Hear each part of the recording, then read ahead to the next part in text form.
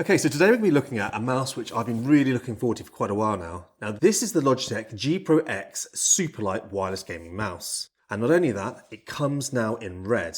And this is something that I've wanted for a long time because I'm sick of white and black boring mice. We're going to quickly unbox it, take a look around it, then we're going to set it up and test it against some other mice.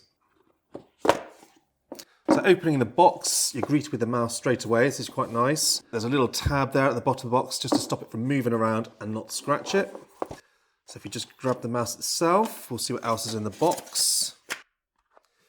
A little USB extender lead. We've got a USB to micro USB charging cable. So that will obviously click straight into the mouse and you can use it wired. Or you can plug it into this little extender dock and have your dongle closer to the mouse if your PC is quite away from your mouse.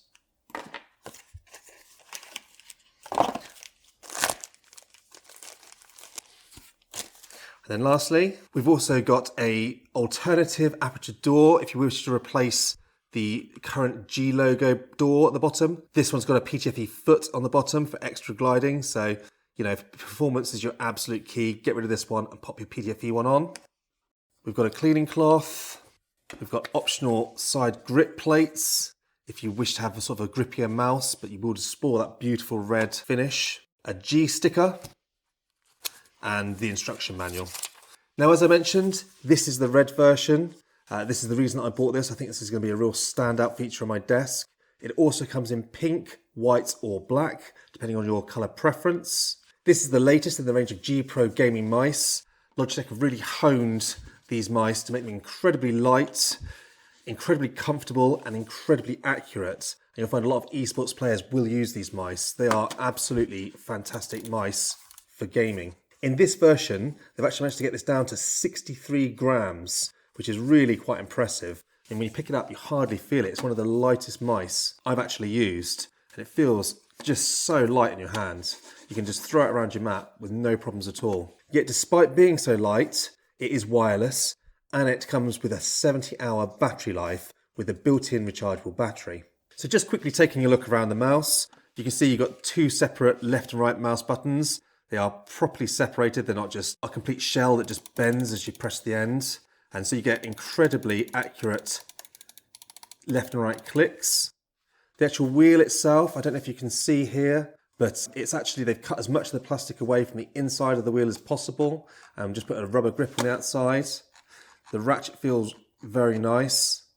And the click is very responsive as well for the middle mouse click. It is only a single downward click. There's no left or right clicks. On the left-hand side, you've got your forward and backward button. They protrude a little way, so they're easy to press, and they're not a bad size. So no problems pressing the forward and backward mouse buttons on this mouse. On the very top of the mouse, we've got just a little status light. As you can see, it's green because it's powered on. There's loads of battery in here. That will turn red as you run out of battery. And at the rear, you've got just a little G logo. And that's pretty much it, the Superlight on the side. Turn the mouse over, you can see we've got large PTFE feet. And as I say, you can swap that door over to add an extra amount of PTFE foot on the back. We've got PTFE around the sensor and it does glide really smoothly. You can see we've got the little Pro logo there and we've got just the on and off button, which I just showed you, which turned on the light and turns the mouse on. And at the rear, we've got this magnetic disc. So if you press the back of this, it will come away. So if I press the back, lift it out, that gives us access to the storage compartment for the dongle. So there is our little wireless dongle. Now this dongle only works with this mouse, so don't ever lose your dongle. Make sure you store it back in your mouse when it's not in use so that you don't lose it. It's nicely hidden away there. And I'm going to just put my PTFE foot back on rather than the G Series one. Okay, so I'm going to quickly install the software on my PC, get it up and running. We're going to test it and we're going to just test it up against a couple of the Razer mice that I've been currently using. Okay, so I've moved to my desk, and before I actually show you the software and the actual mouse in operation, I want to just compare it to a couple of other Razer mice that I really like and I use on a day-to-day basis. Now, obviously, the nice red Logitech G Pro Superlight is in the middle, and on the left we've got a DeathAdder HyperX, which is one of the cheaper DeathAdder mice, but it's wireless, and it's a really comfortable mouse for me. And on the right, we've got the Razer Viper, and this is the mouse I probably use the most, and I'm most comfortable with. Now, when we look at the size-wise, the actual DeathAdder is actually slightly more humped than the actual G Pro and the Viper, but lengthwise they're all very similar. The Viper and the Superlight are the most similar in shape. So if you're used to a Razer Viper, you'll be pretty used to the shape of the actual Superlight itself. Now the only main difference is on the actual buttons, they're more concaved on the Viper, whereas they just sort of run off on the actual Superlight. But having used both now for a little while, both feel great to me, and I love the actual sort of low profile shape of these mice. They feel brilliant in your hand.